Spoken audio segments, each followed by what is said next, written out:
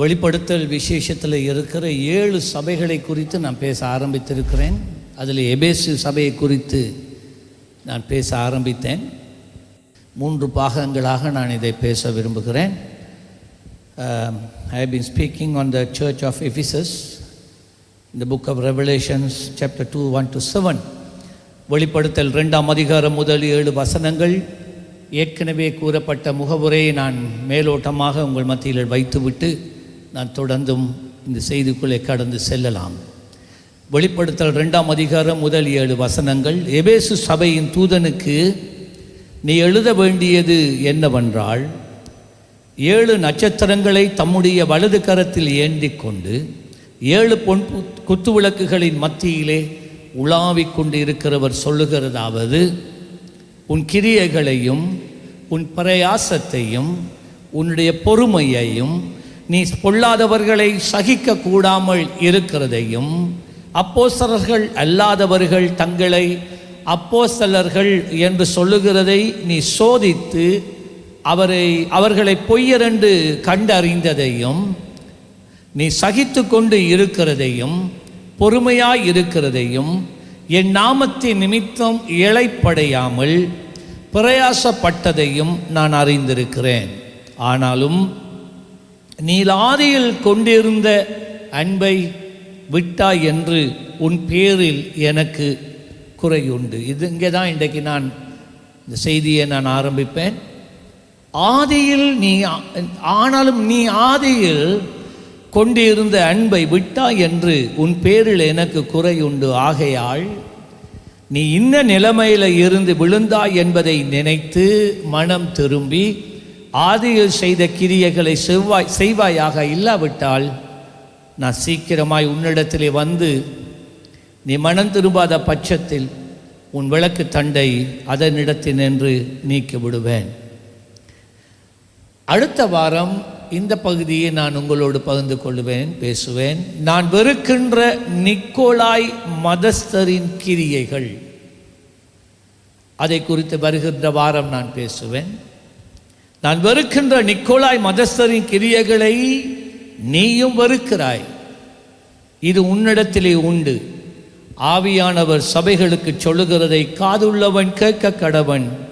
ஜெயம் கொள்ளுகிறவன் எவனோ அவனுக்கு தேவனுடைய பரதீசின் மத்தியில் இருக்கிற ஜீவ விருட்சத்தின் கனியை நான் புசிக்க கொடுப்பேன் என்று எழுது என்று சொன்னார்.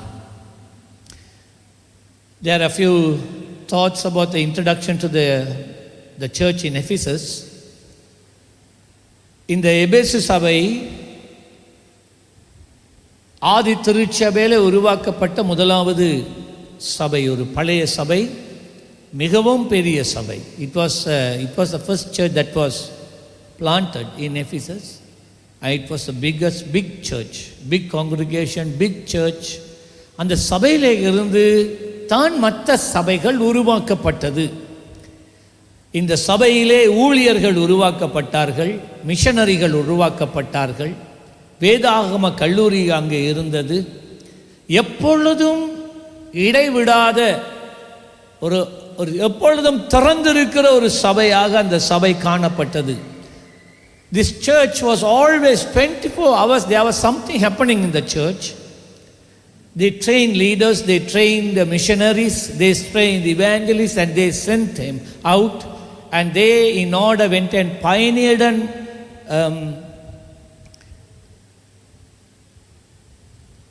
installed churches. So முதலாம் நூற்றாண்டிலே காணப்பட்ட பல திருச்சபைகள் எபேசுவினாலே உருவாக்கப்பட்ட சபைகளாக இருந்தது. So many of the churches in the first century was installed by the Ephesus church. கிறிஸ்துவுக்கு பின் 67ஆம் வருடம் வரைக்கும் அப்போஸ்தலனாகிய பவுல் இந்த சபைகளை எல்லாம் மேற்பார்வை செய்து வந்தான். அப்போஸ்தலனாகிய பவுல் தான் இந்த எபேசு சபையை ஸ்தாபித்தவர். It was Paul who installed the Ephesus church. ஆனால் 67ஆம் ஆண்டிலே, கிறிஸ்துவுக்கு பின் 67ஆம் ஆண்டிலே அப்போஸ்தலனாகிய பவுல் இரத்த சாட்சியாக மரிக்கின்றான்.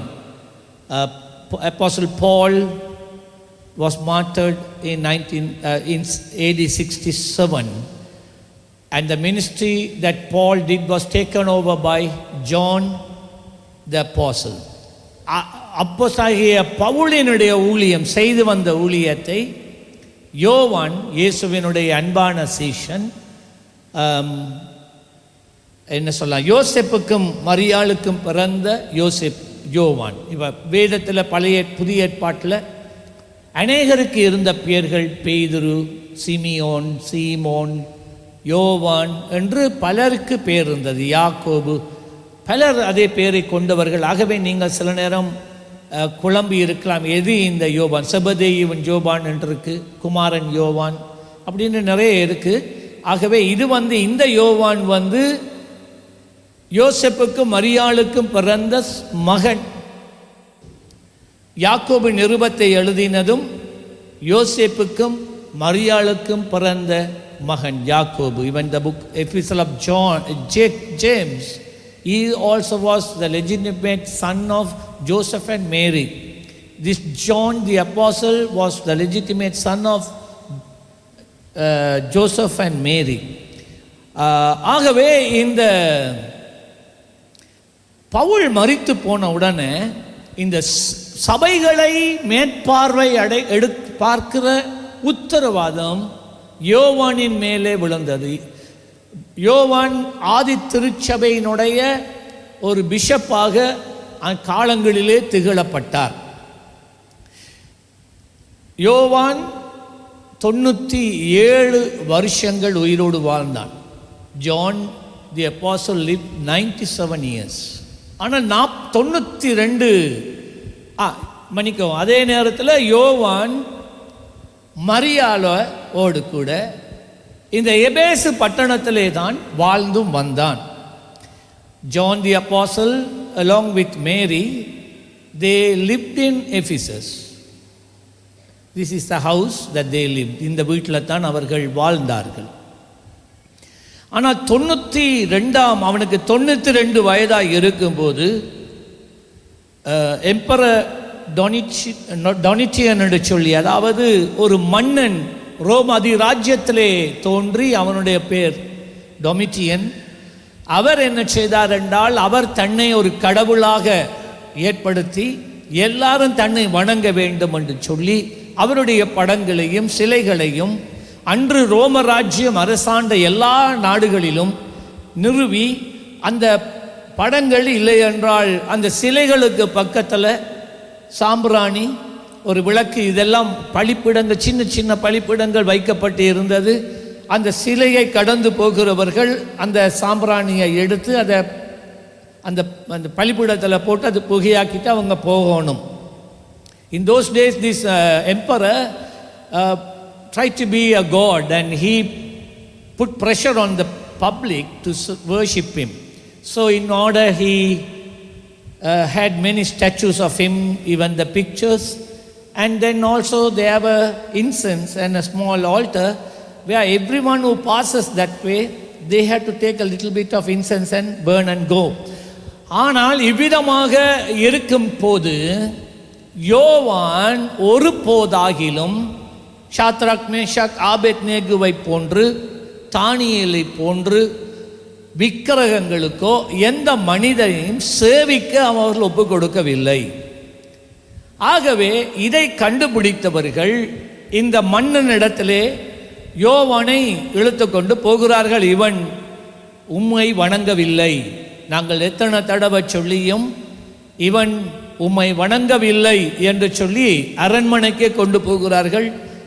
John was caught when he was 92 years old. 92 வயதாக இருக்கும்போது யோவான் பிடிக்கப்பட்டு he was taken to the emperor's palace, and the emperor Domitian, he gives an opportunity for him to repent and to serve him, but he denies.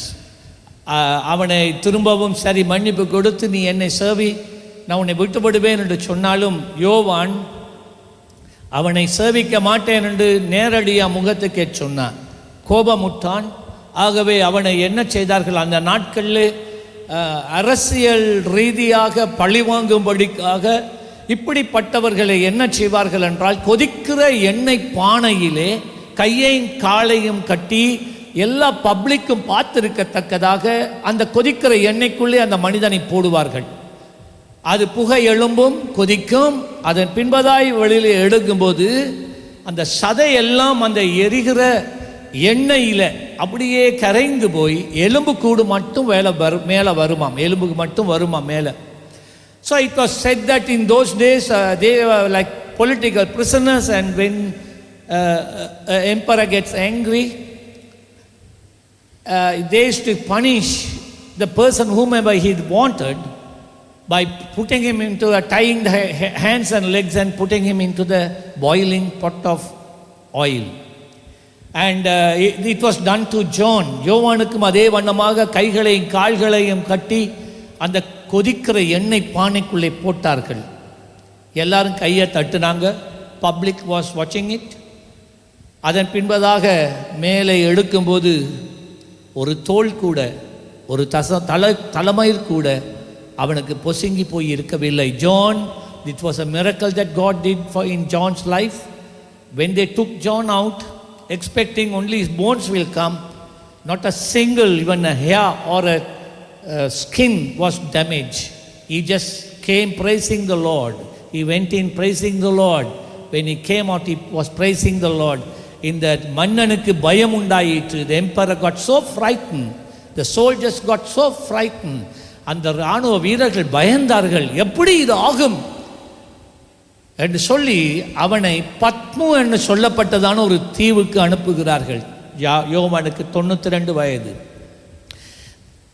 As a result, the emperor was so scared to have him, they sent him to an island called Patmos. That was about 60 miles away from Ephesus. எபேசு பட்டணத்தில் இருந்து இந்த பத்மு தீவு சுமார் 60 மைல்களுக்கு அப்பால் இருந்தது. மிகவும் கொடூரமான கடல் பரப்பை உடையது. அந்த பத்மு தீவிலே, that's what you can see, 2 விதமாக நீங்கள் இருக்கலாம். They were political prisoners and then criminals. Criminal அதாவது கொலையாளிகள், கொலை செய்தவர்கள், அப்படிப்பட்டவர்கள் அவர்களும் அங்கே பத்மு தீவுக்கு அனுப்பப்பட்டார்கள். கொடூரமான தீர்ப்பு வழங்கப்பட்டவர்கள் அங்கே அனுப்பப்பட்டார்கள். அதே நேரத்தில் அரசியல் ரீதியாக பழிவாங்கப்பட்டவர்களும் அங்கே அனுப்பப்பட்டிருந்தார்கள். So there were 2 kinds of people who were sent to the island of Patmos, the political prisoners plus the criminals. Criminals were always, they had to wear their own, they were given clothes to wear, they were inside prisons, and then they were given food and water. அவர்களுக்கு சிறை கைதிகளாய் போகிறவர்களுக்கு உடை கொடுக்கப்பட்டது, தண்ணீர் கொடுக்கப்பட்டது, ஆகாரம் கொடுக்கப்பட்டது. அரசியல் கைதிகளாய் போகிறவர்களுக்கு ஒரு ஆப்ஷன் உண்டு. நீ இந்த சிறை கைதிகளை போல சிறைக்குள்ள நீங்க போகலாம், அப்படி இல்லாட்டி உங்களுக்கு இஷ்டமானபடி நீங்க இந்த தீவில் நீங்க வாழலாம், உங்களுடைய தீர்ப்பு முடியும் வரைக்கும் என்று சொல்லுவார்கள். ஆனால் உங்களுக்கு ஆடை தர மாட்டோம், தண்ணீர் தர மாட்டோம், ஆகாரம் தர மாட்டோம். இந்த 3ம் இல்லாமல் ஒரு தட்டந்தனியாக இந்த பத்மு தீவிலே நீங்கள் பிழைக்க முடியாது. ஏண்டா இது கற்பாறைகளால் நிறைந்ததான ஒரு தீவு. அது அங்க மண் இல்லை, கற்பாறைகளால் நிறைந்த ஒரு இடம், சுற்றி வர உப்பு கடல். This Patmos island didn't have water. So these political prisoners were given option. If you don't want to stay in the prison, then you are free to stay anywhere you want, but we will not give you water, we will not give you clothes, we will not give you food. You have to find your own, and you can't find anything. ஆனாலும் யோவான் அந்த சிறைக்குள்ளே போகாமல் அந்த பத்மு தீவிலே வாழ்றதுக்கு தீர்மானித்தான். இவ்விதமாய் அவன் லாத்தி திரியும் போது ஒரு குகையை கண்டுபிடித்தான். இதுதான் அந்த குகை, இன்றைக்கு வரைக்கும் இருக்கிறது. அந்த குகையிலே அவன் இருந்தான். So John, he was loafing and trying to find a place for him to stay, and he found a cave. and this is the cave that what you see. This is where John really stayed. இந்த குகையிலே இருக்கும் காலங்கள் ஏறக்குறைய 18 மாதங்கள் அவன் அந்த பத்மு தீவிலே இருந்தான், இந்த மன்னன் மரிக்கும் வரைக்கும். John the apostle lived in this island for 18 months till this emperor died. And after the new emperor came, they released all the political prisoners. அந்த புதிய மன்னன் வந்தபோது அரசியல் ரீதியான கைதிகளை அவன் விடுதலை செய்தான், யோவான் விடுதலையாக்கப்பட்டான். அப்போ 1.5 வருடங்கள், for 1.5 years, யோவான் எங்க தண்ணி குடிச்சான் யாருக்கும் தெரியாது. என்ன ஆகாரம் அவனுக்கு யார் ஆகாரம் கொடுத்தது, என்ன சாப்பிட்டான் யாருக்கும் தெரியாது. என்ன உடை உடைத்தான் யாருக்கும் தெரியாது. No one knows up to this date where John found any water to drink, food to eat and clothes. It's a miracle God provided. எலியாவுக்கு காகம் கொண்டு போஷித்தது போல ஒருவேளை யோவானை ஆண்டவர் போஷித்திருப்பார். ஆகவே இவ்விதமாக இவன் இந்த குகையிலே ஒரு ஓய்வு நாளிலே, இன்றைய போன்றதான ஒரு நாளிலே அவன் உட்கார்ந்து தேவனை ஆராதிக்க தொடங்கும் போது பரிசுத்த ஆவியானவர் மேலே அசைவாடினார். வேதம் சொல்லுகிறது, அவன் சொன்னான், நான் கர்த்தருடைய நாளில் ஆவிக்குள்ளானேன். The day of the Lord I was taken in the spirit. So ஆகவே அவனுடைய சரீரம் அந்த குகையில் இருந்தது. தேவன் அவனுக்கு ஒரு ஆவிக்குரிய அனுபவத்தை கொடுக்கிறார். ஒரு பெரிதான திட்டத்தோடு இந்த யோவானை கர்த்தர் பரலோகத்துக்கு கொண்டு போய் சொல்லுகிறார், இனிமேல் சம்பவிக்க போவது என்ன என்பதை சபைகளுக்கு நீ அறிவிக்க வேண்டும் என்பதை குறித்து தான் அந்த பரலோகத்தின் அனுபவத்தை கொடுத்து அங்கே தேவன் நிஜமாய் அவனுக்கு முன்பதாக இனிமேல் சம்பவிக்க போகிறவைகளை காண்பிக்கிறார். God took John the apostle to heaven. His body was at Patmos island, but in the spirit he went. The Lord took Paul went like that. For Paul was killed about 3 times, and Paul somehow he revived. 3 வருட தடவைகள் பவுலும் மரித்து போனான். ஆனால் அற்புதமான முறையிலே விசுவாசிகள் அவனுக்கு ஜெபித்த போது அவனுக்கு உயிர் திரும்பி வந்தது. He believers prayed for Paul, and then Paul, who was dead, he would revive again. 3 times he says, in one of the incidents he says, I don't know whether, when he's writing to the Corinthians, he says, I don't know whether I was in the flesh or in the body or in my spirit, but it was all real. அவன் சொன்னா, இது நான் சரத்தில் இருந்தேனா ஆவியில் இருந்தேனா எனக்கு அது தெரியாது, ஆனால் 7ஆம் வானம் வரைக்கும் நான் போனேன். I was taken up to the 7th heaven, he says. ஆகவே இந்த அனுபவம் அப்போஸ்தலனாகிய யோவானுக்கு ஆண்டவர் கொடுக்கிறார்.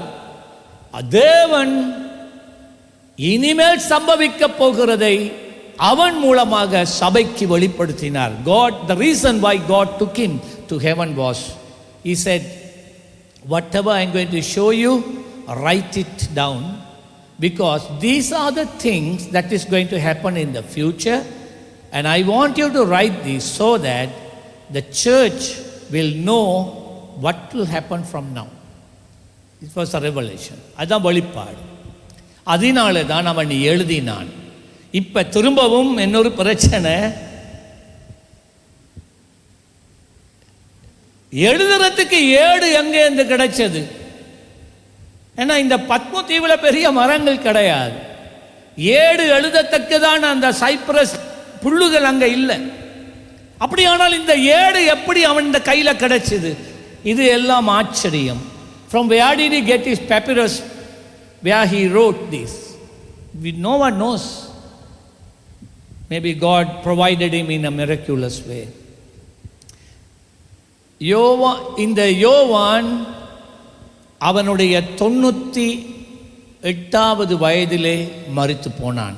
மன்னிக்கவும், 97வது வயசிலே மரித்து போனான். John died a natural death when he was 97 years old. அவன் மரியாளோடு கூடத்தான் வாழ்ந்தான், மரியாளை பராமரித்தான்.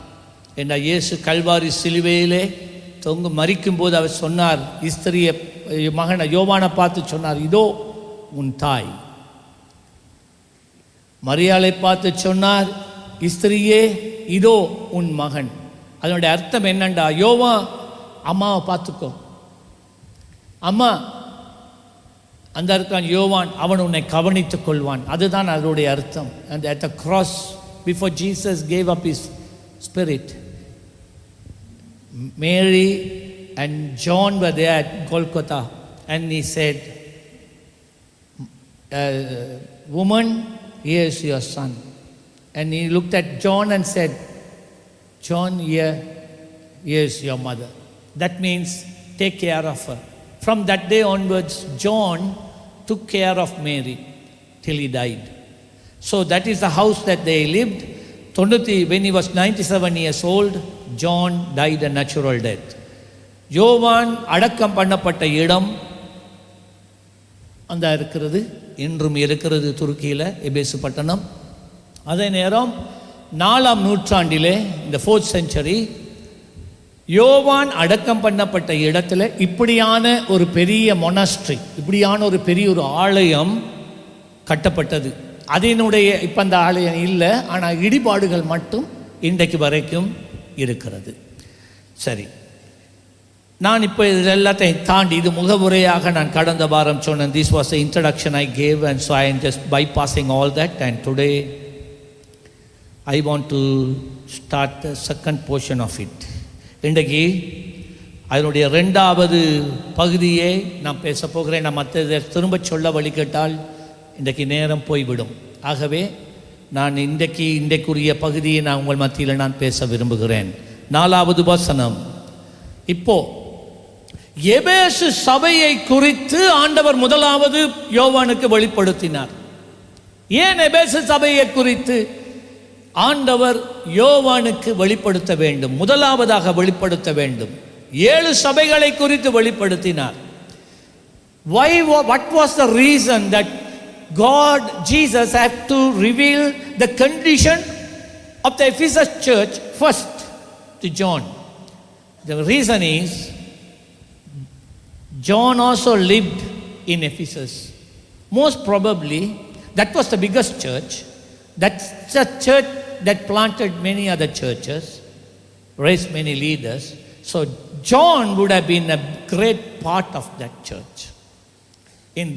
ஏன் எபேசு சபைன்னா, யோவான் எபேசு சபையினுடைய போதகராய் இருக்கவில்லை, ஆனால் எல்லா சபைகளுக்கும் மேலான பிஷப்பாக இருந்தார். அது ஒரு காரணம். 2வது, இந்த எபேசு சபை இருந்த இடத்துல தான் யோவானும் வாழ்றான்.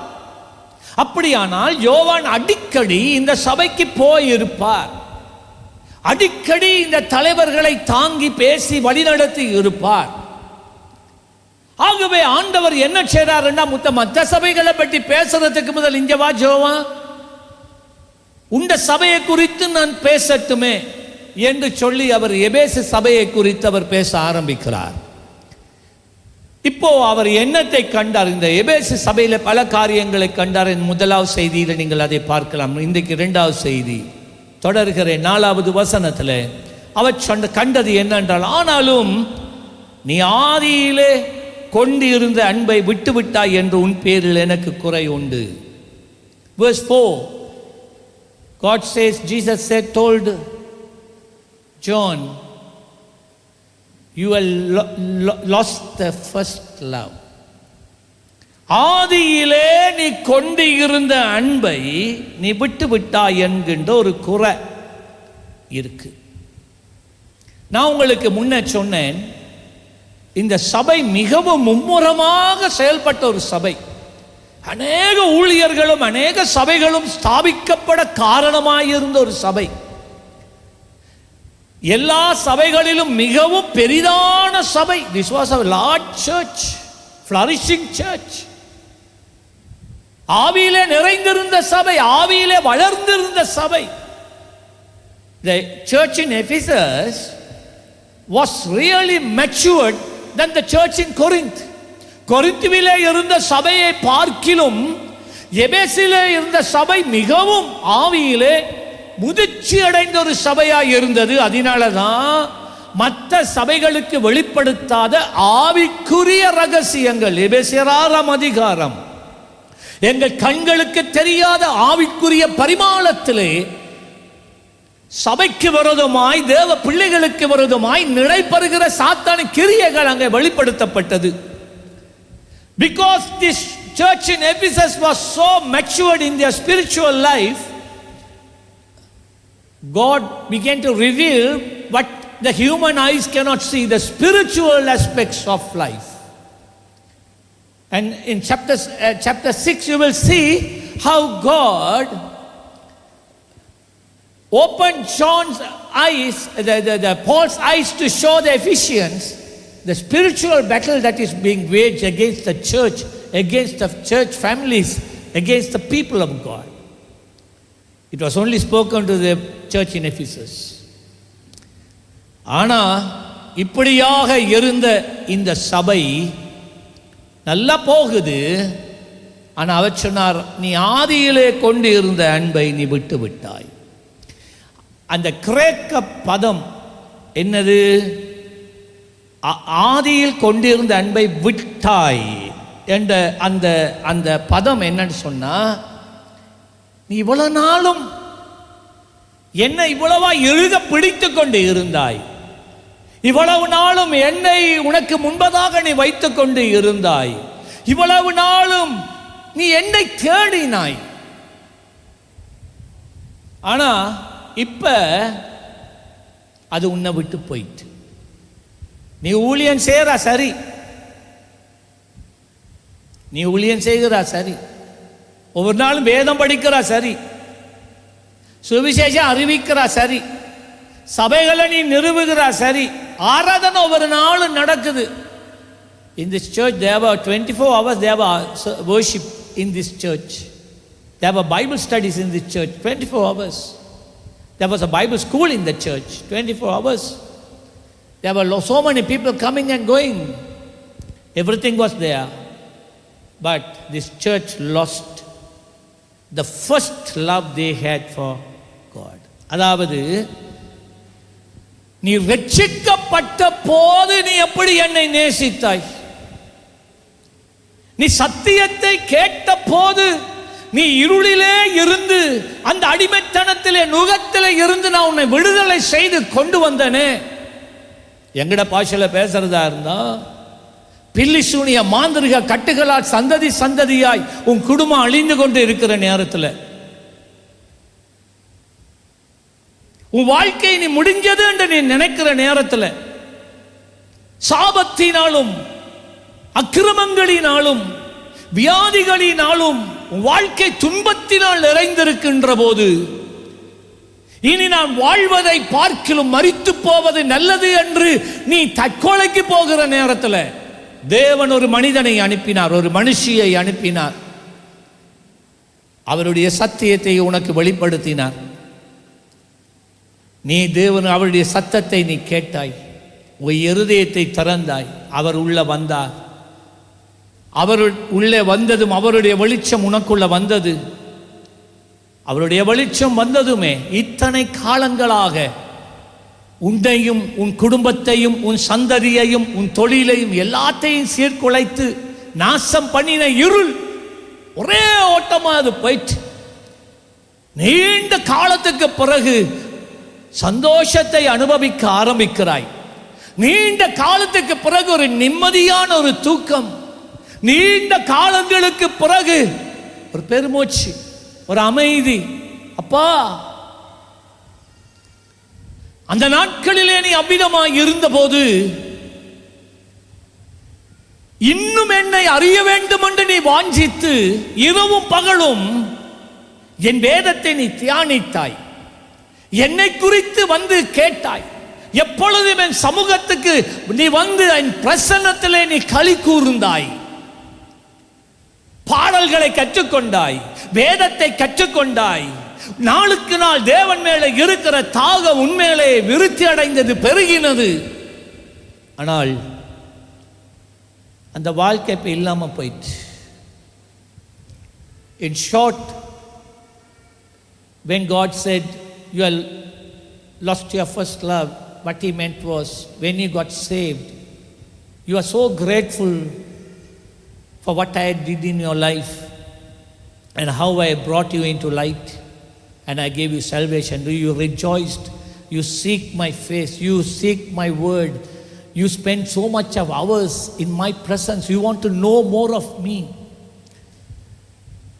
And then, after many years, you saw light come into your life. You had peace. Your tears were washed away.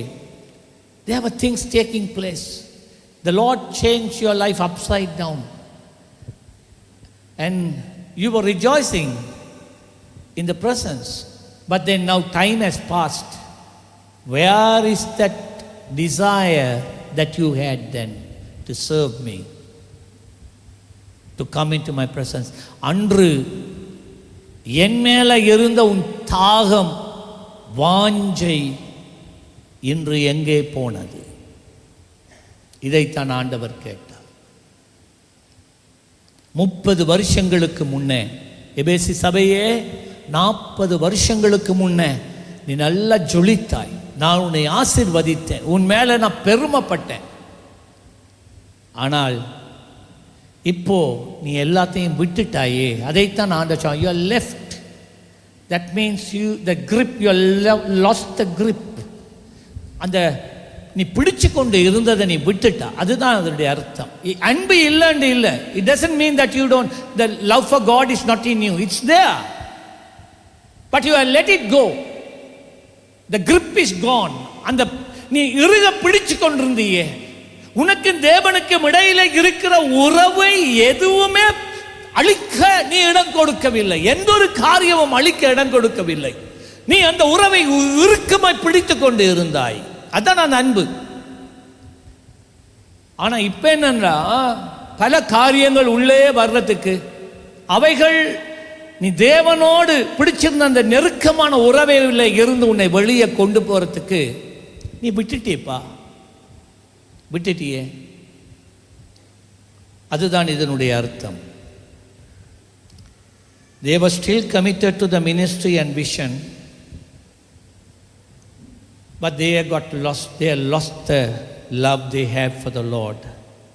They lost the spiritual passion, and they lost the eagerness to seek God. தேவன் மேல இருந்த ஆவிக்குரிய தவணம், தாகம் போயிட்டு. ஆனா இருந்தாலும் ஊழியம் நடக்கும். அருமையான தேவ பிள்ளைகளே, இன்றைக்கு நாங்களும் அப்படிதான் இருக்கிறோம். தவறாமல் ஆராதனைக்கு வருகிறோம். வேதம் படிக்கிறது அது ஒரு பழக்க தோஷத்தில் வாசிக்கிறது. ஜெபிக்கிறது அது ஒரு பழக்க தோஷமாயிட்டு.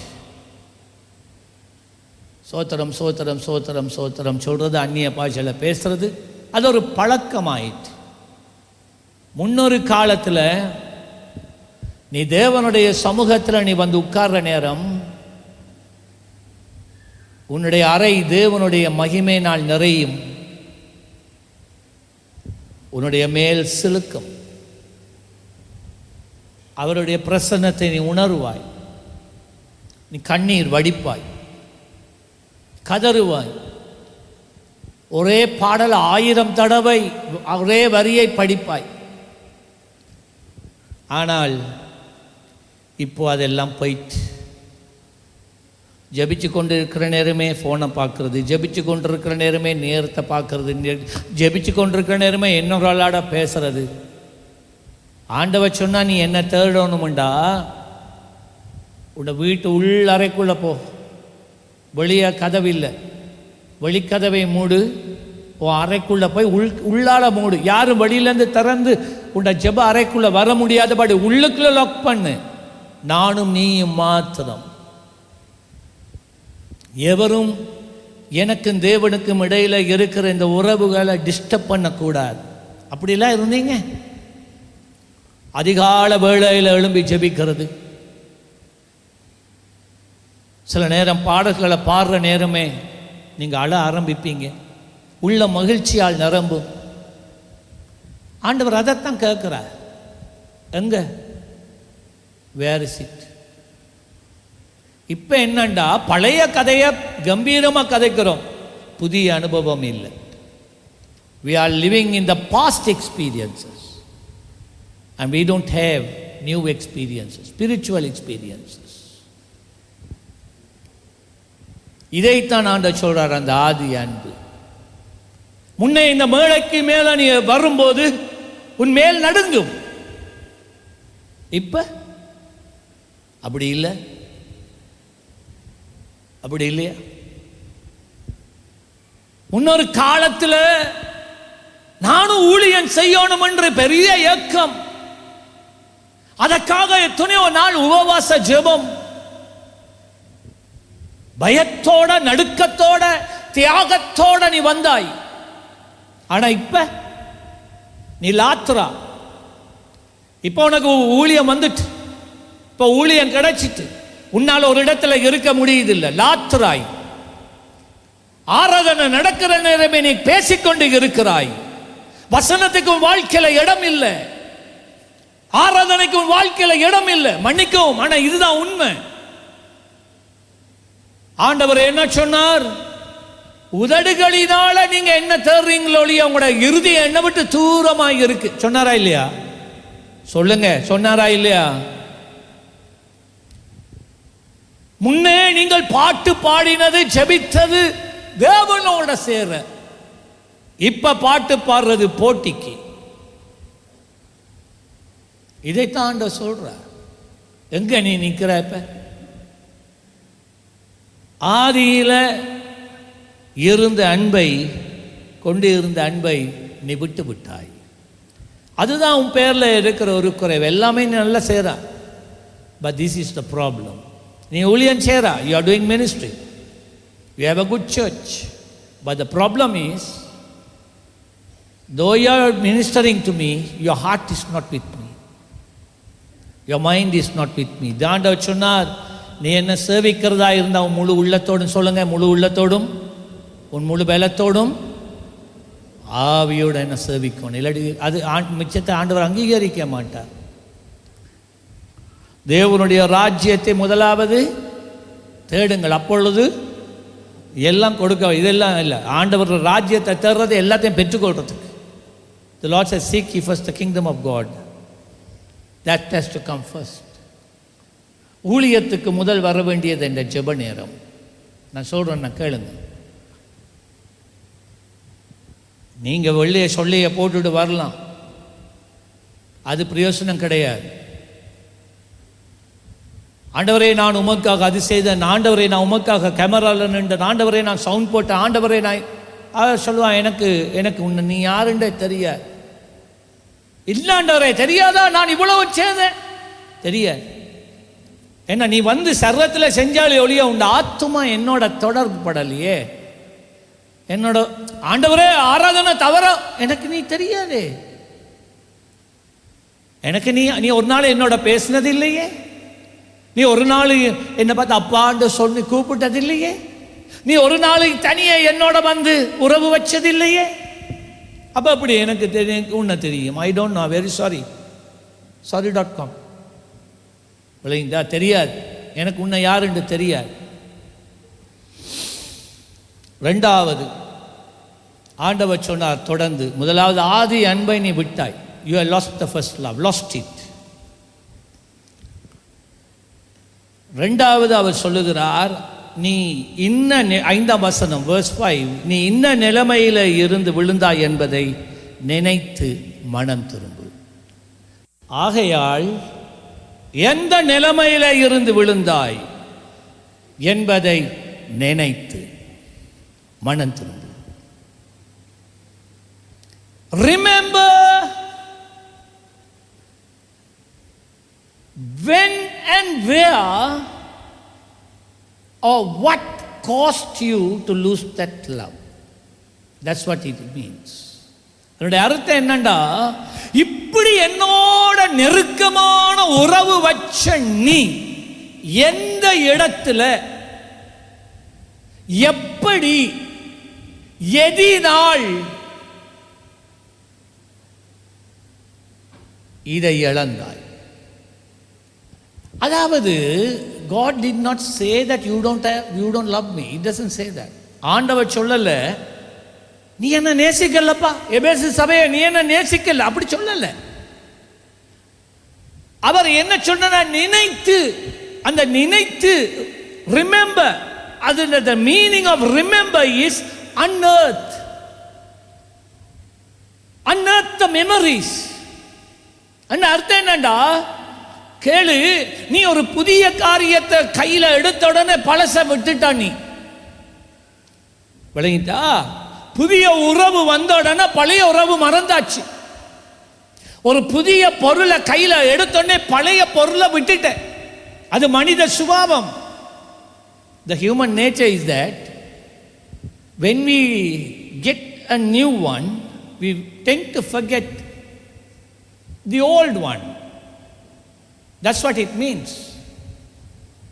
மற்ற காரியங்கள் பல அதை மூடிச்சு. நீங்க தேவன் உங்களுக்கு கொடுத்த ஒரு புத்தகத்தை கொடுத்திருக்கிறார்னு சொல்லுவோம். அதோட இரவும் பகலும் இருந்து என்ன, அந்த புத்தகத்துல தான், அந்த புத்தகத்துக்கு கூடாக தான் அவர் உங்களோட பேசுவார். இந்த புத்தகத்துல தான் அவர் தம்மை உங்களுக்கு வெளிப்படுத்துவார். அந்த புத்தகத்துக்கு கூடாகத்தான் அவருடைய பிரசன்னத்தை நீங்க உணரலாம். அங்கதான் வருது எல்லாம். உங்களுடைய அந்த காலகட்டத்துக்கு, அந்த சூழ்நிலைக்கு ஏற்ற அவருடைய ஆலோசனை அந்த புத்தகத்துக்கு கூடாகத்தான் தந்தார். அப்ப அதைத்தான் வாழ்க்கையில நெருக்கமா நெஞ்சுக்கிட்ட வச்சு, தலைமாட்டில் வச்சு, எப்பயுமே அதுதான் வாழ்க்கை. ஆனா கொஞ்ச நாட்கள் ஆன உடனே யாரோ ஒருவன் கொண்டு வந்து இன்னொரு கதை புத்தகம் தந்துட்டான். இப்ப நீங்க கதை புத்தகம் வாசிக்கிறீங்க. ஒரு கதை புத்தகம்னா ரெண்டாவது கதை புத்தகம், மூன்றாவது கதை புத்தகம், நியூஸ் பேப்பர், அப்படின்னு அந்த புத்தகம் இந்த புத்தகம் எல்லாம் சொல்லி ஒவ்வொன்றே நீங்க வாட்சி அந்த புதுசு வந்தோன்னு இந்த பழச வைக்கிற பழக்கம். இப்ப எதுக்கு கீழே வச்சுட்டோம்? முதலாவது ஆண்டவர் தந்த புத்தகம், அதுக்கு கீழே, அதுக்கு மேல அடுத்து இப்ப என்னண்டா, புத்தகம், கர்த்தர் கொடுத்த புத்தகம் அடியில இருக்கு. இந்த 30 வருஷத்துக்குள்ள 40 வருஷத்துக்குள்ள பல காரியங்கள், மோட்டார் சைக்கிளா இருக்கலாம், காரா இருக்கலாம், வீடா இருக்கலாம், தொழிலாக இருக்கலாம், வந்து போன புதிய ஜனங்களாக இருக்கலாம், எதுவும் சொல்லுங்க, எல்லாம் கட்டுப்பட்டு மேலே மேலே மேலே வந்து இப்போ நீங்கள் பிடிச்சி கொண்டிருக்கிறது ஏதோ ஒன்றை பிடிச்சிட்டு இருக்கிறீங்க. அப்போ ஆண்டவர் என்ன சொன்னாருண்டா, நினைத்து, நீ எந்த நிலைமையில இருந்தா, எந்த நிலைமையிலிருந்து நீ விழுந்தா என்பதை நினைத்து, எங்க நினைச்சு பார், எங்க இந்த வாழ்க்கை பழச்சது. The Lord says, remember, unearth, where did you mess up my relationship with you? Where did it happen? What came in between you and me? What happened? When did it happen? There were so many things, piles of things over that. Now the Lord says, go down, go deep, unearth. Return to my first love. என்னுடைய ஆதி அன்புக்கு நீ திரும்பு. எபேசு, Bible ஸ்கூலில் கொஞ்சம் நிப்பாட்டு. எபேசு, நீ ஞாயிற்றுக்கிழமை ஆராதனையை கொஞ்சம் நிப்பாட்டு. எபேசு, உடைய சுவிசேஷ ஊழியங்களை கொஞ்சம் நிப்பாட்டு. எபேசு, உபவாச ஜெபத்தை நிப்பாட்டு. பைபிள் ஸ்கூல் நில்லு, எல்லாம் நில்லு. சிங்கர்ஸ் நில்லு, மியூசிஷியன்ஸ் நில்லு, எல்லாம் நில்லு. கேமரா நில்லு, ஒன்று வேணாம். அதை விட்டுட்டு நீ விட்டதை முதல் எடுக்கவா. அதைத்தான் ஆண்டவர் இந்த இடத்துல சொன்னார். ஆகையால் நீ இன்ன நிலைமையில இருந்து விழுந்தாய் என்பதை நினைத்து, அன்னத், கிண்டி எடு. பல காரியங்கள் அதை மூடிச்சு, கிண்டி எடு. அந்த இடத்துக்கு திரும்பி வா. விளத்து.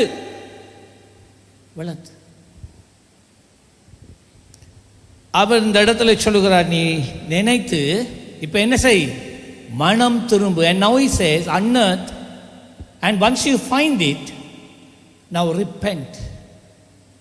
Repent. ஏன்னா நான் மேலே இருக்கிறத பிடிச்சிட்டு இருக்கிறேன், கடைசி அந்த வாழ்க்கையில் இருக்கிறது எதுவோ அதை பிடிச்சிட்டு இருக்கிறேன். இப்போ நான் ஆண்டவர் சொல்ற, விடு, தொடக்கத்துக்கு வா, ஆரம்பத்துக்கு வா, என்ன பிடிச்சுக்கோ. அதுக்கு தான் பேர் மனம் திரும்பு. What is repentance? It's a decision. மனம் திரும்புதல் என்பது, அருமையான தேவ பிள்ளைகளே, அது ஒரு தீர்மானம். It's not emotion. மனம் திரும்பு என்று சொல்கிறது, நான் மனம் திரும்புகிறேன் என்று சொல்கிறது, எங்களுக்குள்ள இருக்கிற என்னன்னா, நாங்கள் அழணும், நாங்கள் கதறணும், இந்த நிலத்தில் உருளணும், மேல் நடுங்கணும். எங்களுடைய உணர்வுகள், உணர்ச்சிகளை நான் நம்பிட்டு நாங்கள் நினைக்கிறோம் இதுதான் மனம் திரும்புதல் என்று. ஆமாம், யாரோ ஒரு மனிதன் வாரா, ஒன்றுமே பேசாதவராக இருக்கிறார், நீங்கள் ஜெபிக்கிறீங்க, நாங்கள் ஜெபிக்கிறோம். நாங்கள் என்ன நினைக்கிறோம், இந்த பாரு, இந்த கல்லு கட்டி மனுஷன் ஒன்றுமே இல்லை, வாய் திறக்குது இல்லை, கண்ணால் கண்ணீரும் வருதில்லை, மேலும் சிலுக்குதில்லை, அப்படியே மரக்கட்டை போல நிற்கிது இது. அப்படிதான் நாங்கள் நினைக்கிறோம். பக்கத்தால் பார்த்து கொஞ்சம் ஹல்லேலூயா சொல்லுங்க, தட்டுங்க. நாங்கள் அதைத்தான் எதிர்பார்க்கிறோம். இப்போ நான் சொல்கிறது சிலருக்கு சந்தோஷமாக இருக்குது. இப்போ தான் ஃபாஸ்டர் பாயிண்ட்டுக்கு வந்திருக்கிறார். இவங்க நான் இப்படி இருக்கிறேன்னு எனக்கு ஜெபிக்கிறாங்க, தலையை போட்டு அமர்த்துறாங்க பாஸ்டர். சிலர் வந்து இந்த தலைமையரையே பிடிச்சிட்டு இப்படி ஆட்டுறாங்க பாஸ்டர். அதெல்லாம் மனம் திரும்புதல் இல்லை.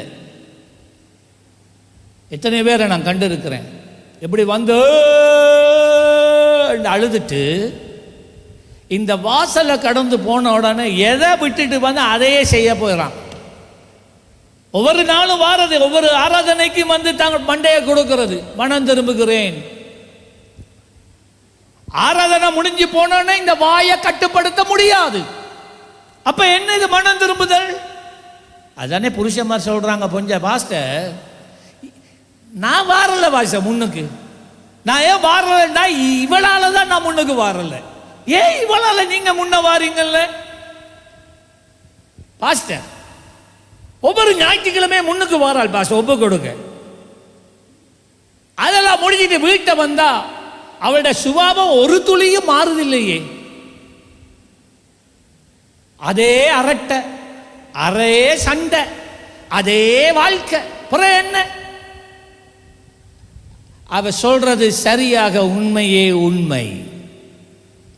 மனம் திரும்புதல் என்றால் உணர்வுகள் அல்ல. Repentance is not emotional. Repentance is a decision. மனம் திரும்புதல் என்றால் அது ஒரு தீர்மானம்.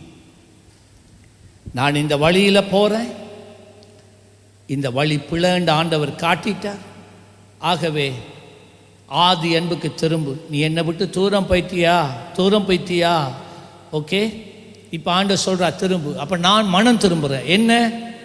இந்த இடத்துல இருந்து கொண்டு நான் நேசிப்பேன், அது செல்லுபடியாகாது.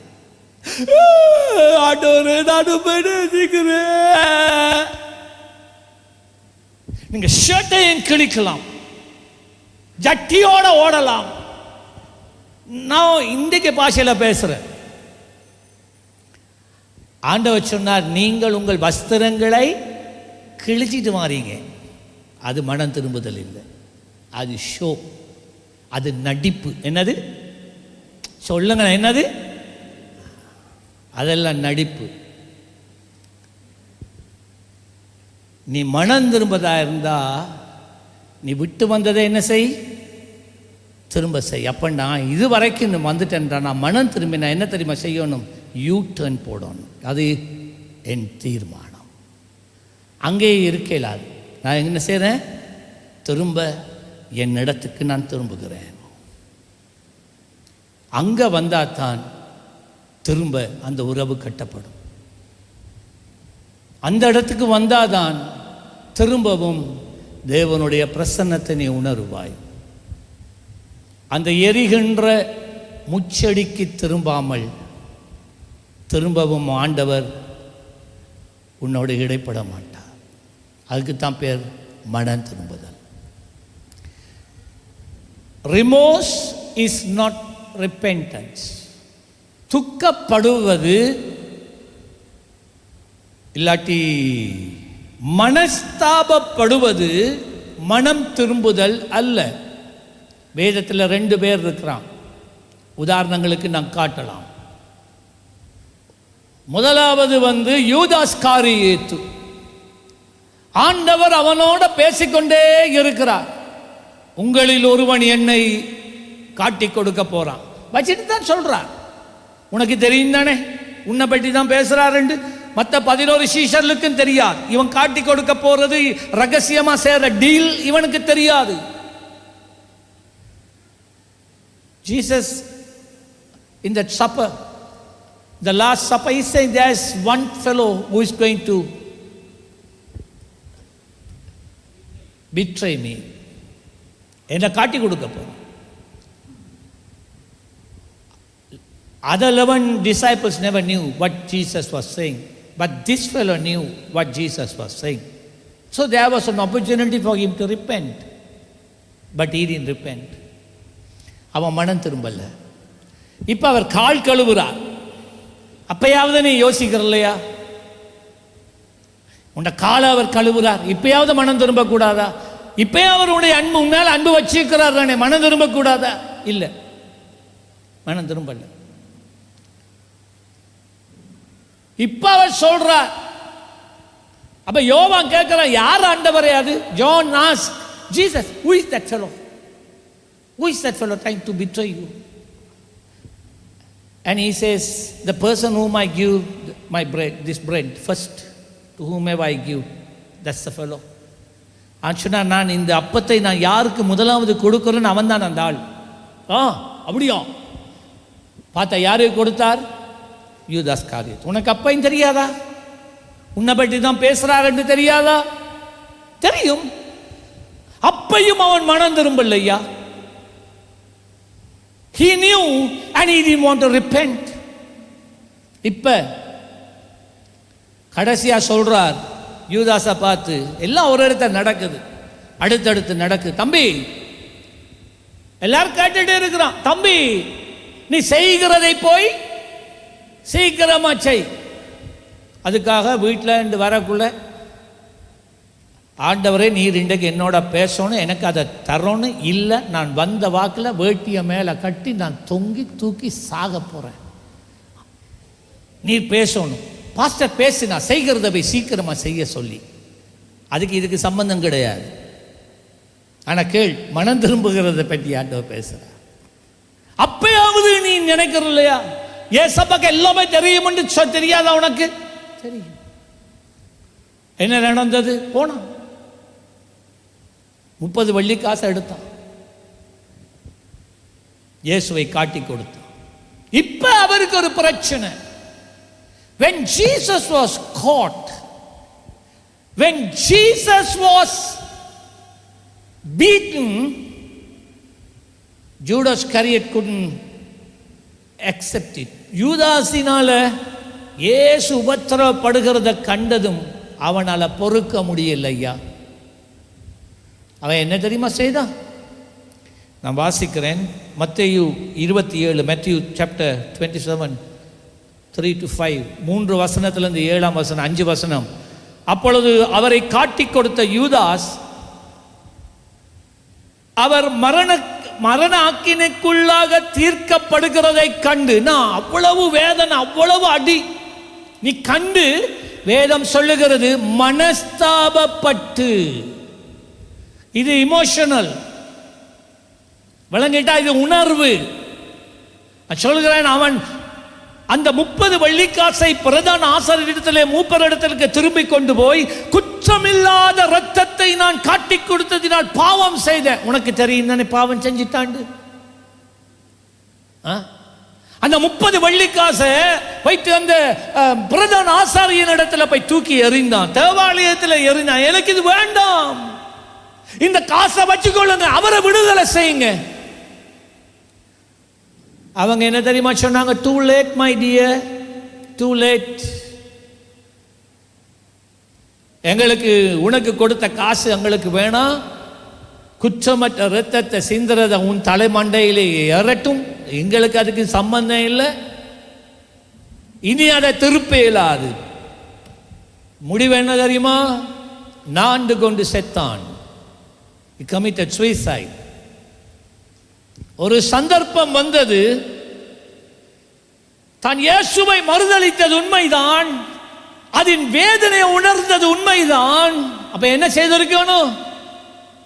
அதுல இருந்து சீஷர்களோட இருந்து நான் காட்டி கொடுத்துட்டேன், இதுதான் நான் செய்தேன், நான் செய்தது பிள்ளை, நான் ஒத்துக்கொள்றேன், ஐயா எனக்கு இந்த காசு வேணாம், தூக்கி எறிஞ்சா பரவாயில்ல, அதோட நின்றுக்கணும், நின்றுக்கணும். ஆனா இவன் என்ன தெரியுமா செய்தான்? தண்ட வாழ்க்கையில் தானே ஒரு தீர்மானம் எடுத்து தற்கொலையில போய் விழுந்தான். தற்கொலை பண்ணுகிறவ எவனும் பரலோகம் போக முடியாது. Whoever commits suicide can never and never and never go to heaven. That's it. You have no right to take another person's life and you have no right to take your own life.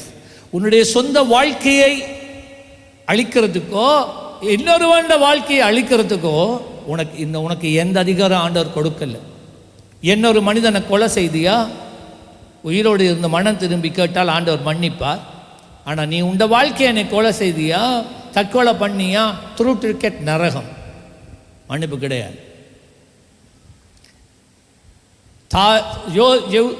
யூதாஸ் காரியத்து தற்கொலை பண்ணி செத்து போனான். இது எதை காட்டுது தெரியுமா? அவன் மனம் திரும்பவே இல்லை. துக்கப்பட்டது உண்மை, மனஸ்தாபப்பட்டது உண்மை. மனஸ்தாபப்படுவது மனம் திரும்புதல் அல்ல. பேதுரு அதே நேரத்தில் பேதுருவும் இயேசுவை மறுதலிக்கிறான். இரவுதான் ஆண்டவர் சொன்னார், இன்றைக்கு சேவல் கூவுறதுக்கு முன்ன 3 தடவை நீ என்ன மறுதலிக்க போகிறாய். இவன் சொன்னான், இவன் ஒரு தீவிரவாதியாய் இருந்தான். The same day Jesus warns Peter. Satan has come and asked permission from me to shift you. So tonight, before tomorrow morning, before the cock crows, you are going to deny me 3 times. He was a Galilean terrorist. Peter was a Galilean terrorist. பேதுரு ஒரு தீவிரவாதி, அதை நீங்க அறிந்திருக்கணும். கலிலேய தீவிரவாதி. அவர்கள் Rome அதிராஜ்யத்துக்கு எதிராக போராடினவர்கள். அதான் அவன் கையில் இடுப்பில் எப்பயுமே ஒரு கத்தி இருந்தது. That was the reason Peter always had a knife with him. இப்ப இயேசுவாமி சொல்றார், நீ இன்றைக்கு என்ன மறுதலிக்க போற? நானாகிலும் மறுதலிக்கிறதாகிலும். அந்த வார்த்தையை காப்பாற்றுவதற்கு கெத்சமனை தோட்டத்திலே பிரதான ஆசாரியனுடைய சேவர்கள் வந்தபோது இவன் என்ன செய்தான்? கத்தியை எடுத்தான், சேவகர காதை வட்டினான், குத்தி இருப்பான். அதுக்கு மேல மிஞ்சி விட்டுருந்தா குத்தி இருப்பான், கொலை செஞ்சிருப்பான் பலர. இயேசுவாமி கத்தியை எடுத்தா, டேய் பட்டயத்தை எடுக்கிறவன் பட்டயத்தாலே மடிவான். ஒரு உள்ள இந்த ஊழியம் அப்படியெல்லாம் செய்ய இயலாது. அடிதடி பொல்லோட நாம ஊழியம் செய்ய முடியாது. போட இல்லை, வெட்டின காதை எடுத்த ஒரு அற்புதம். அன்றைக்கு ராத்திரி பேதுரு இயேசுவை 3 தடவை மறுதலித்தான். நான் அவரை அறியேன். The same night Peter denied Jesus 3 times. The reason was Peter always relied upon himself. பேதுரு தவறுவதற்கு காரணம் அவன் தன் சுய பலத்தில் நம்பிக்கையாக இருந்தான். அருமையான பிள்ளைகளே, இயேசுவை காட்டி கொடுத்தானா என்ன நடந்தது என்று பாருங்கள். லூக்கா 22:61-62 வசனம். அப்பொழுது கர்த்தர் திரும்பி பேதுருவை நோக்கி பார்த்தார். 3ஆம் தடவை பேதுரு என்ன செய்றான்? நான் அவரை அறியேன், அவருக்கு எனக்கு எந்த சம்பந்தம் இல்லைன்னுட்டான். உடனே அப்பொழுது கர்த்தர் திரும்பி பேதுருவை நோக்கி பார்த்தார். ஏய், தூரத்தில் அடிபட்டு இரத்தமெல்லாம் வழியுது. ஆனால் இயேசு திரும்பினா பேதுருவை பார்த்தார். பேதுருவின் கண்களும் இயேசுவின் கண்களும் அந்த நேரத்தில் சந்தித்தது. நான் சொன்னனேடா, சொல்லாமல் சொல்கிறேன். நான் இரவு தானே சொன்னேன், நான் நேற்று சொன்னேன் தானே, நீ என்னை மறுதளிப்பாண்டு கேட்டிருக்கலாமே, அப்போவே நீ மனம் திரும்பி இருக்கலாமே. உன் பலத்தை நம்பினியோ, இந்த ஊழியத்தை பலத்தால் நம்பி செய்யலாது தம்பி. இப்போ என்ன நடக்குதுன்னு பாருங்க என்று கர்த்தர் தன்னிடத்தில் சொன்ன வசனத்தை உடனே பேதுரு நினைவு கூர்ந்து 62ஆம் வசனம், வெளியே போய் மனம் கசந்து அழுதான். யூதாஸ்காரியேத்து மனஸ்தாபப்பட்டான். பேதுரு மனம் கசந்து அழுதான். நல்லா கேளுங்க. ஆனால் பேதுரு தன் வாழ்க்கையை முடிக்கல. இதான் அந்த ரகசியம். உணர்ந்தான். அவர் சொல்றதை நான் கேட்டிருக்கலாமே, ஐயோ நான் தவறிட்டேனே. யூதாஸ்காரியத்தும் இயேசுவை மறுதலித்தான், பேதுருவும் இயேசுவை மறுதலித்தான். ரெண்டு பேருக்கும் இருக்கிறதான வித்தியாசம், ரெண்டு பேரும் அழுதாங்க. ஆனால் ரெண்டு பேருக்கும் இடையில இருந்த வித்தியாசம் என்ன தெரியுமா? யூதாஸ்காரியோத்து ஒரு நாளும் தன் வாழ்க்கையை இயேசுவுக்கு ஒப்பு கொடுத்திருக்கவில்லை. இயேசுவோட தான் இருந்தான். இயேசு அவனுக்கு ஊழியமும் கொடுத்திருந்தார். ஆனால் அவன் இருதயம் ஒரு நாளும் இயேசுவை சார்ந்து இருக்கவில்லை. அவன் ஒரு கள்ளன் என்று வேதம் சொல்லுகிறது. Though Judas Iscariot was one of the disciples, he never committed his life to Jesus. நீங்கள் இந்த காலையில் சபையில் இருக்கலாம், ஒரு கிறிஸ்தவ பேரை நீங்கள் வைத்துக்கொண்டு இருக்கலாம், ஒரு கிறிஸ்தவ குடும்பத்திலே பிறந்த ஒரு மகனாய் மகளாய் நீ இருக்கலாம், இந்த சபையிலே நீ அங்கத்தவராய் இருக்கலாம். ஆனால் அது நீ தேவனுடைய பிள்ளை என்பதற்கு அத்தாட்சி அல்ல. உண்மையாக நீ தேவனிடத்தில் அன்பு வைத்திருக்கிறாயா? உண்மையா நீ இயேசுவை பின்பற்றுகிறாயா? இயேசுவை நேசிக்கிறாயா? அவரோடு இருக்கிற வாழ்க்கையை உறுதியாய் பிடித்து கொண்டு இருக்கிறாயா? பேதுரு தனியா ஓடி போகல, சீஷரோடே போய் சேர்ந்தான். அத்தனை பேர் சீஷர்கள் மட்டம் தட்டி இருப்பாங்க பேதுருவை, ஆனால் ஒன்றுமே பேசலை. எல்லாத்தையும் ஒத்துக்கொண்டான். அவர் சொல்லக்குள்ள கேட்டிருக்கலாம், ஆமா தான். பிறகு கடைசி அவன் தீர்மானிக்கிறான், நான் பழைய தொழிலுக்கு போகிறேன்.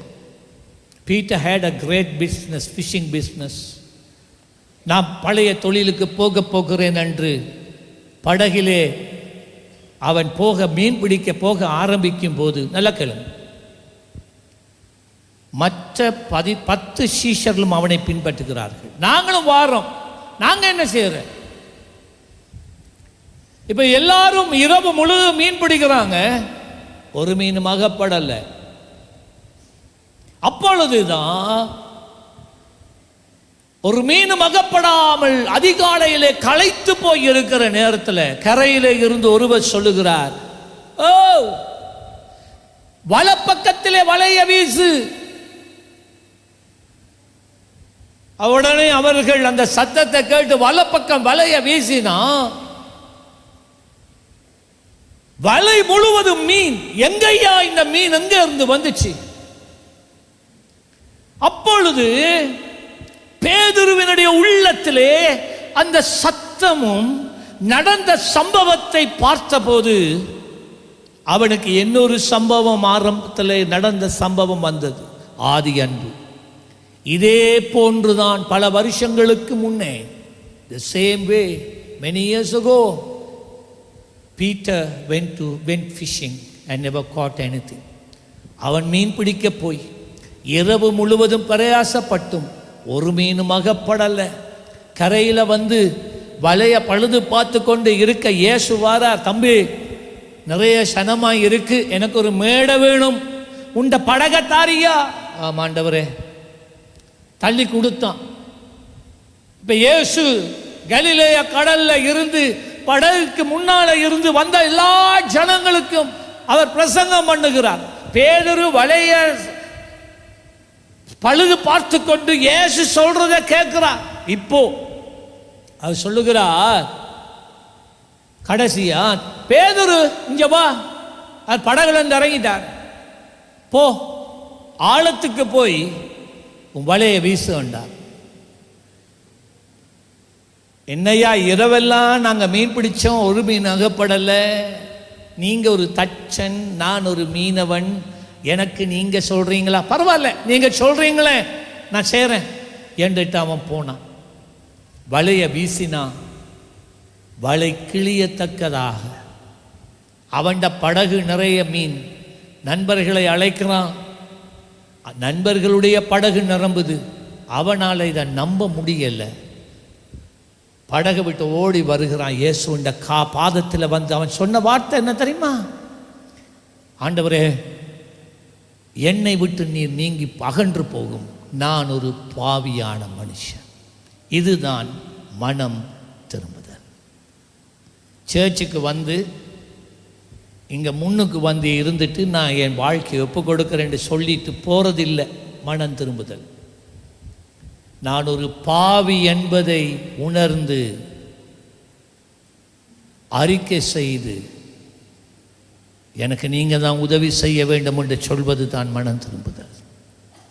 இயேசு சொன்னார், இன்றையில இருந்து நீ மீன் இல்லை, மனுஷரை பிடிக்கிறவ ஊழியக்காரனா நீ மாறப் போறாய், என்னை பின்பற்றி வாண்டா.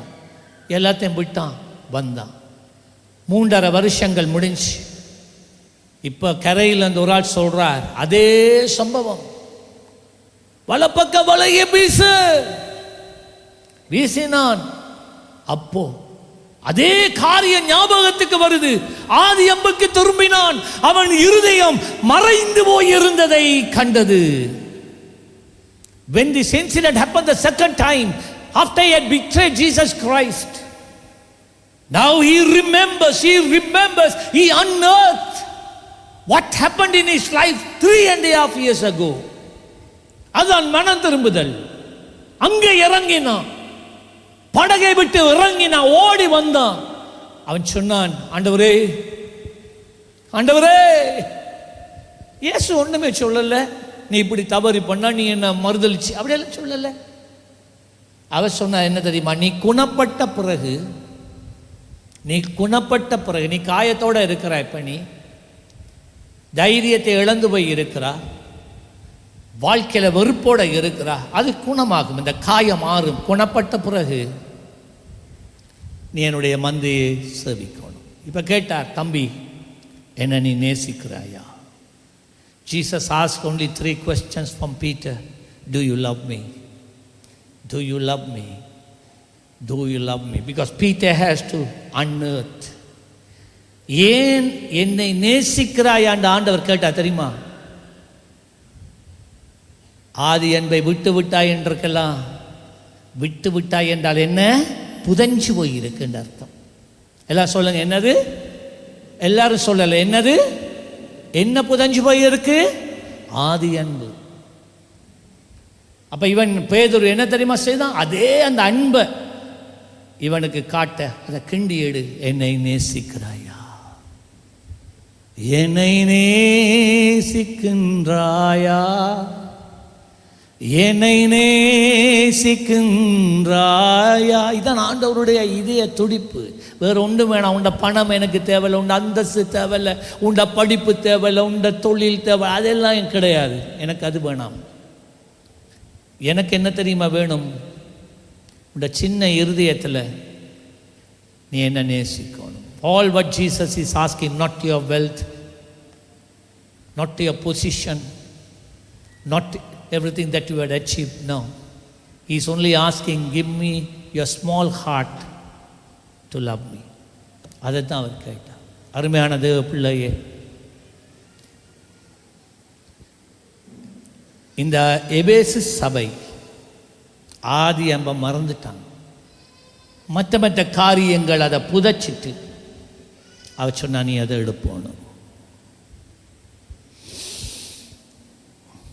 ஆகவே மனம் திரும்புதல் என்றால் எது என்னை அந்த ஆதி அன்பை இழக்க வச்சதோ திரும்ப அந்த இடத்துக்கு போகிறதுக்கு பேர் தான் மனம் திரும்புதல். சபையை எல்லாரும் எழுந்திருப்போமா? Repentance is returning back to the first love, returning back to the love, the relationship we had with Jesus. Kapasandana makuri அன்பு கூறுவே இன்னும் அதிகமாய் ஆராதிப்பே இன்னும் ஆர்வமாய். பாட்டை பாட வேணாம், நிறைய பாட்டு பாடி முடிச்சிட்டோம். ஆனால் இன்றைக்கு ஆண்டவர் எதிர்பார்க்கறதில்ல, இந்த ஆதியில் நீ என்னோட இருந்த உறவுக்கு திரும்பு. அதுதான் வேணும் அவருக்கு, வேற ஒன்றும் வேணாம். அதுக்கு பிறகுதான் எல்லாம். எனக்கு நீ வேண்டும், எனக்கு நீ வேண்டும். அறகுறையா வராது. உன்னுடைய வாழ்க்கையின் ஒரு பகுதியை, ஒரு காரியத்துக்கு மற்ற பகுதியை எனக்கும் என்னென்ன முழு உள்ளத்தோடு ஆராதிப்பே என் முழு வேலத்தோடு ஆராதிப்பே. ஆராதனை ஆராதனை ஏசையா.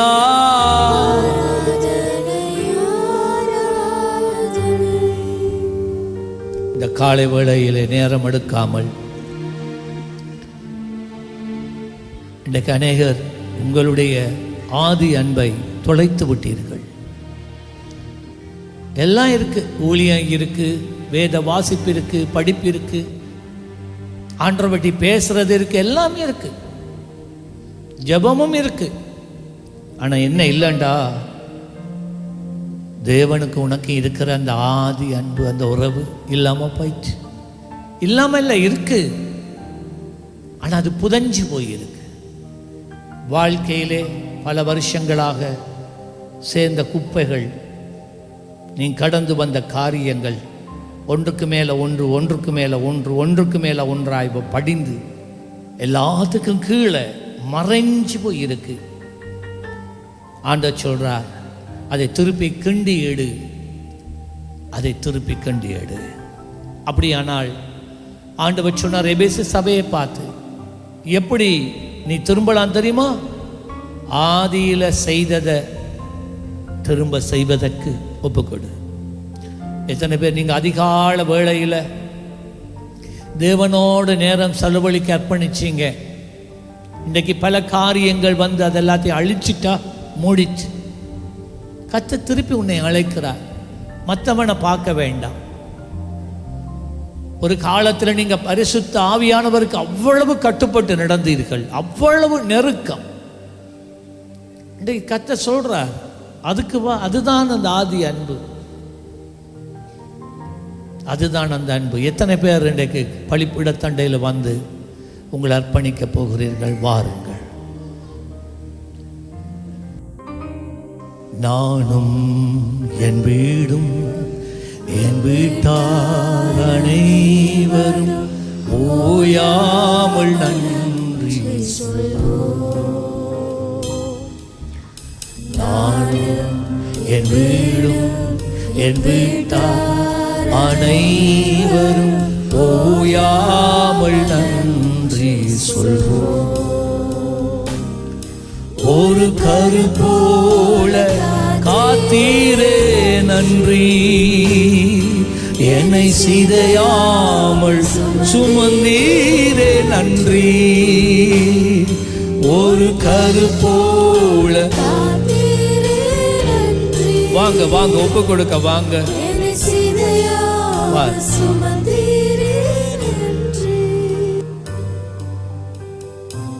ஆண்டவரை இன்னும் நீங்கள் உங்களோட வாழ்க்கையில் துக்கப்படுத்தக்கூடாது. போதும்.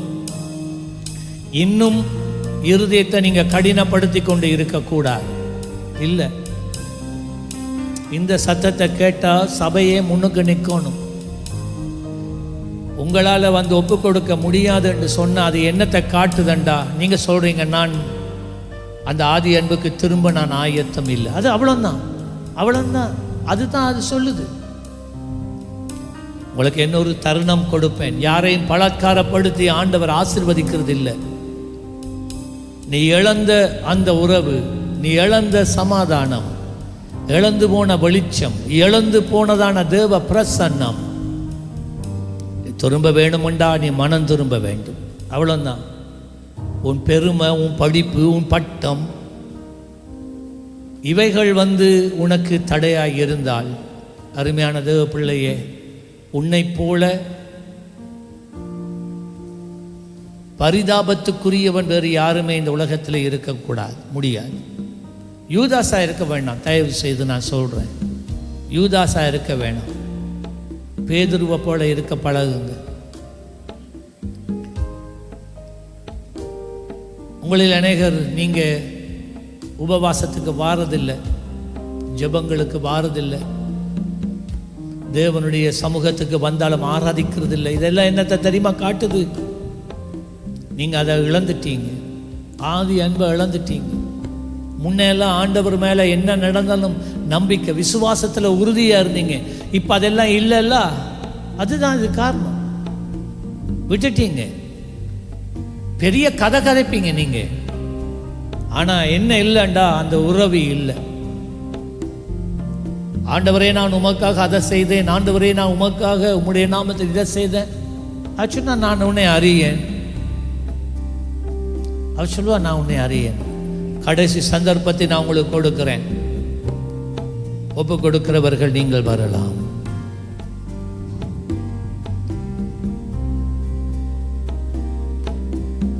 ஒன்றுமே இல்லா தொடங்கின என் வாழ்வு நன்மையால் நிறைந்துள்ளதே. ஒன்றுமே இல்லா தொடங்கின என் வாழ்வு நன்மையால் நிறைந்துள்ளதே. ஒரு தீமையும் நினைக்காத நல்ல ஒரு தகப்பனும் உம்மை போல இல்லை. ஒரு தீமையும் நினைக்காத நல்ல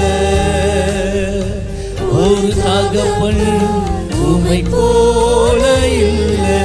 எல்லாரும் கரங்களை உயர்த்தி சொல்லுங்க. எபனேசரே, எபனேசரே, இந்நாள் வரை சுமந்தவரே. எபனேசரே, எபனேசரே,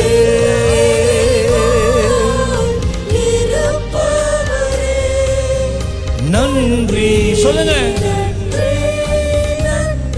ஓ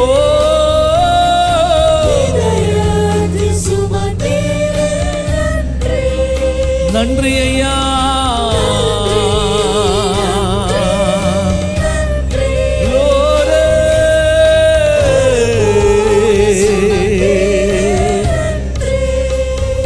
G major, hallelujah, G major.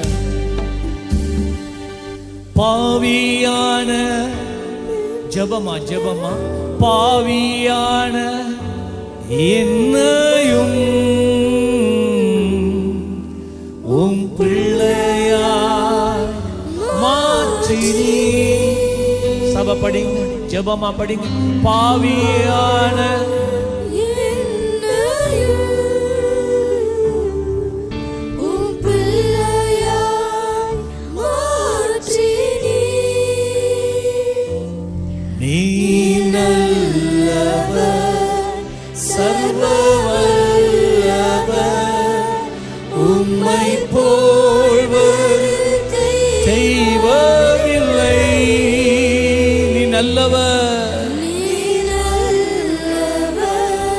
சர்வ இசைச்ச குர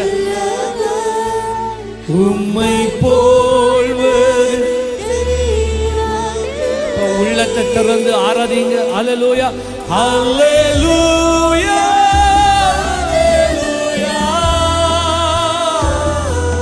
ஹல்லேலூயா ஹல்லேலூயா. சொல்லுசியோனே அல்லே ரிபகந்தா நமகோலா ரெபோகோ சஹந்தே நமஹோ.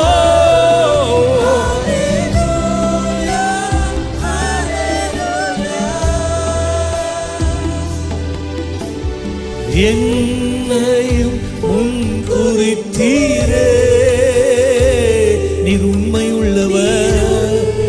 பரகா தபரா சிபரா கலபா ரிபத்து. என்னை முன்குறித்தீரே.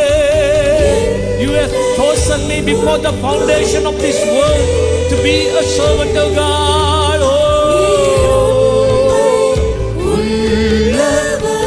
சொல்லுங்க, நீ நல்லவர். சத்தத்தை உயர்த்தி பிள்ளைகள்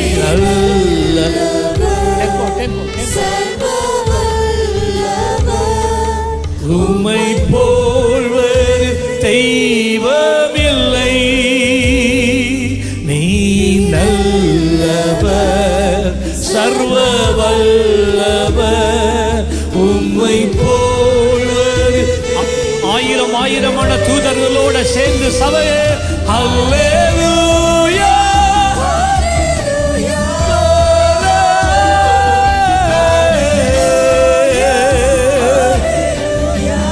ஹல்லேலூயா. மகிமையே, என் நம்பிக்கையே, என் துருகமே. ஹல்லேலூயா. இன்றைக்கு எங்களுக்கு எல்லாம் எனக்கு என்ன தெரியுமா வேணும்? ஆண்டவர் என்ன மறுரூபமாக்க வேண்டும். ஹல்லேலூயா. என்னுடைய மனதில் ஒரு மறுரூபம் வேண்டும். என்னுடைய பழைய ஆதி அன்புக்குள்ள நான் திரும்பணும்.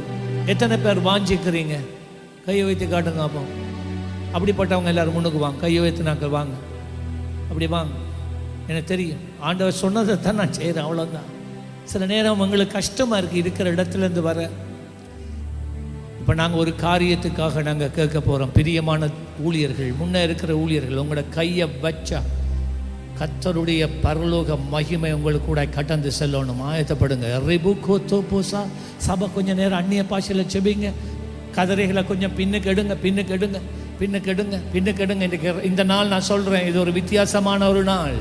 இது ஒரு வித்தியாசமான ஒரு நாள். நான் சொல்கிறேன், இன்றைக்கு ஆராதனை நீங்கள் முடிந்து போகிற நேரம் நீ மாறுபட்டவனாய், கர்த்தருடைய அன்பை ருசித்தவனாய், கர்த்தருடைய அன்பினால் நிறையப்பட்டவனாக நீங்க இந்த அன்பை நீங்க உங்களோட எடுத்துக்கொண்டு போக போறீங்க. ஜனங்க உங்களோட வீட்டில் இருக்கிறவங்க உங்கள ஒரு மாற்றத்தை காண போறாங்க. வேலை செய்கிற இடத்துல உங்கள ஒரு மாற்றத்தை காண போறாங்க. உங்களுக்குள்ள தேவனுடைய அன்பு நிறைந்து வழிகிறத காண போகிறாங்க. நான் சொல்றேன், இது உலகத்தால கொடுக்க முடியாது. இது கர்த்தர் மாத்திரம் கொடுக்கக்கூடியவர். நல்லா கரங்களை உயர்த்தி கொஞ்ச நேரம் அந்நிய பாஷையில ஜெபிக்கிறீங்களா? ஹல்லேலூயா. ரோமர் 5ஆம் அதிகாரம் 5ஆம் வசனம் சொல்லுகிறது, தேவனுடைய அன்பு பரிசுத்த ஆவியானவரினாலே ஹல்லேலூயா எங்களுடைய உள்ளங்களிலே ஊற்றப்படுகிறார். Romans chapter 5 and verse 5 says the love of God is being showered in our lives through the Holy Spirit. பரிசுத்த ஆவியானவர் தான் பிதாவினுடைய அன்பை எங்களுக்கு கொடுக்க முடியும். தேவனுடைய அன்பை எனக்கு உள்ள கொடுக்கக்கூடியவர் ஆவியானவர் தான். நல்ல காலங்க, தாகத்தோட கேளுங்க, தாகத்தோட கேளுங்க. எனக்கு தேவனுடைய அன்பு வேண்டும், எனக்கு தேவனுடைய அன்பு வேண்டும்.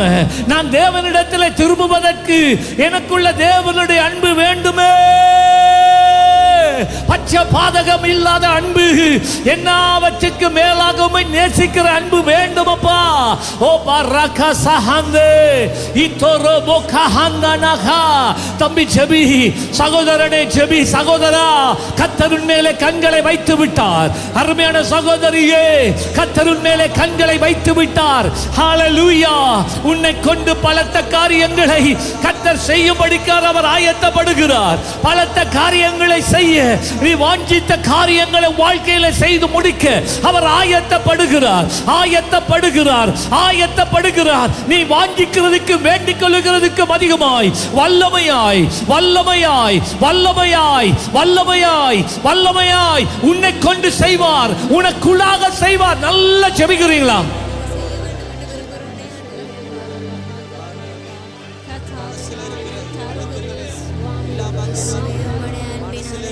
ஓ ரதகர பகதி பெகே ஹே பாலா பாரிகே தகே சஹந்தா நாமா ஓ ரிகலா பாரியா கனதா மரதா. எல்லா இருளும் அகன்று போவதாக, எல்லா விதமான இருளும் அகன்று போவதாக. என்னுடைய வாழ்க்கையில் பல வருடங்களாக ஹல்லேலூயா எனக்குள்ள இருந்த அந்த ஆதி அன்பை என் வாழ்க்கையில மூடி இருக்கிற மற்ற உலக காரியங்களாய் இருக்கட்டும், எதுவாய் இருக்கட்டும், இப்பொழுது அவைகள் என்னை விட்டு அகன்று போகட்டுமே. ஆண்டவரே, நான் காலத்துக்கு போகிறேன், ஆழத்துக்கு போகிறேன். ஆழத்திலே இருக்கிற அந்த ஆதி அன்பு, தொடக்கத்திலே உண்டான அன்புக்கு நான் திரும்புகிறேன். அல்லேலூயா, அல்லேலூயா.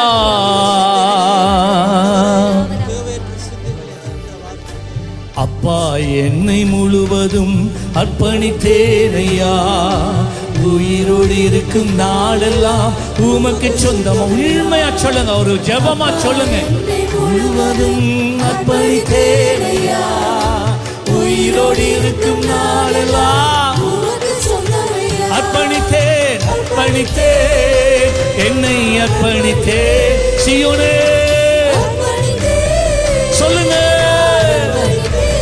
என் ஆவி ஆத்துமா சரீரம் சரீரம் அர்ப்பணித்தேன்.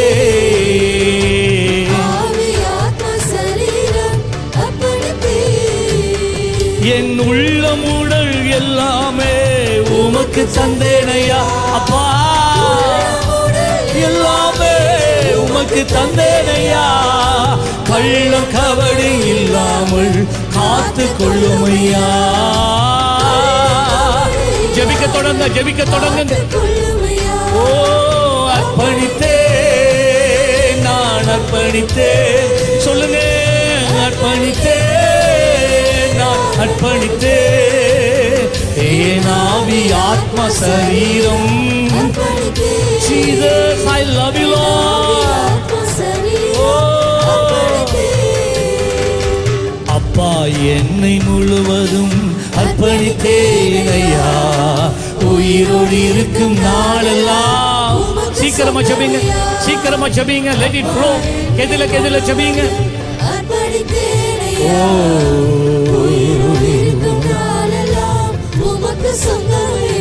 ஓ, hallelujah,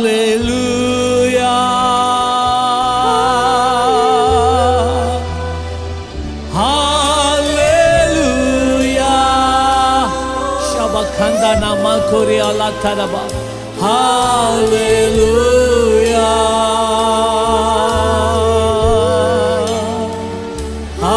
hallelujah, hallelujah. சீக்கிரமா ஜெபிங்க. அதிக நேரம் செலவழிக்க தேவையில்லை. ஜெபிங்க, ஜெபிங்க, கல ஜெபிங்க, கெதில ஜெபிங்க. சீக்கிரமா ஜெபிச்சு அனுப்புங்க, சீக்கிரமா ஜெபிச்சு அனுப்புங்க. ஓ, ஹalleluya,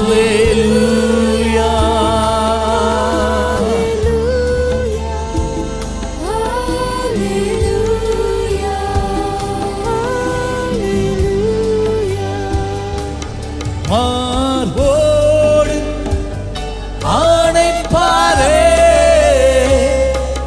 மனக்கவலை தீர்ப்பாரே. Khandinia harabahanda na mahuri alanda sheba hotel hatana mahanda na berianda தீர்ப்பாரே. ஒரு தாய் அம்மா போல தேற்றுவது போல் எந்த நேச அவர் உன்னை இந்த காலையில தேற்றிக் கொண்டு இருக்கிறாரே. அவருடைய அன்பை உணர்ந்து கொள்ளுங்கள், அவருடைய அரவணைப்பை உணர்ந்து கொள்ளுங்கள். அவருடைய கரம் உன்னை தாங்குகிறதை உணர்ந்து கொள்ளுங்கள். அவருடைய அன்பு உன்னை நெருக்கி ஏவுகிறதை உணர்ந்து கொள்ளுங்கள். ஓ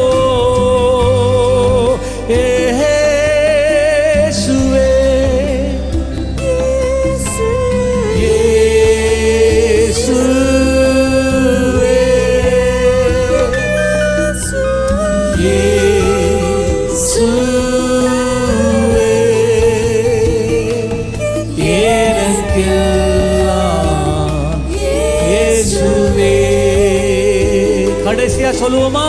இயேசுவே,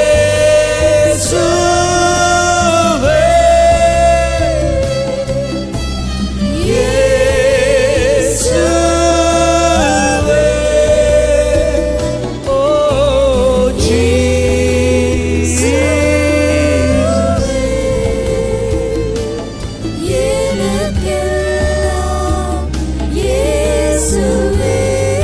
இப்பொழுது நம்முடைய கர்த்தராகிய இயேசு கிறிஸ்துவினுடைய கிருபையும் பிதாவாகிய தேவனுடைய அன்பும் பரிசுத்த ஆவியானவருடைய அந்யோன்ய ஐக்கியம் உங்கள் அனைவரோடும் கூட இன்றும் எப்பொழுதும் கூட இருப்பதாக. இந்த நாட்களிலே, இந்த வருஷம் முடிகிறதுக்குள்ளே தேவனுடைய ஆதி அன்புக்குள்ளே நாங்கள் திரும்புவோம். கர்த்தர் நம்மை இழுக்கிறார். ஆதி அன்புக்கு நாங்கள் திரும்புவோம், மனம் திரும்புவோம். இயேசுவின் நாமத்திலே உங்களை ஆசீர்வதிக்கிறேன். சேர்ந்து சொல்லுங்கள், என் ஆத்துமாவே கர்த்தரை ஸ்தோத்திரி, என் முழு உள்ளமே அவர் பரிசுத்த நாமத்தை ஸ்தோத்திரி. என் ஆத்துமாவே நீ கர்த்தரை ஸ்தோத்திரி, அவர் செய்த சகல உபகாரங்களையும் மறவாதே. வந்ததுக்கு நன்றி. கர்த்தர் ஆசீர்வதிப்பார். யாருக்கெல்லாம் ஜெபம் வேண்டுமோ வாருங்கள், உங்களுக்காய் நாங்கள் செவிக்க ஆயத்தமாக இருக்கிறோம்.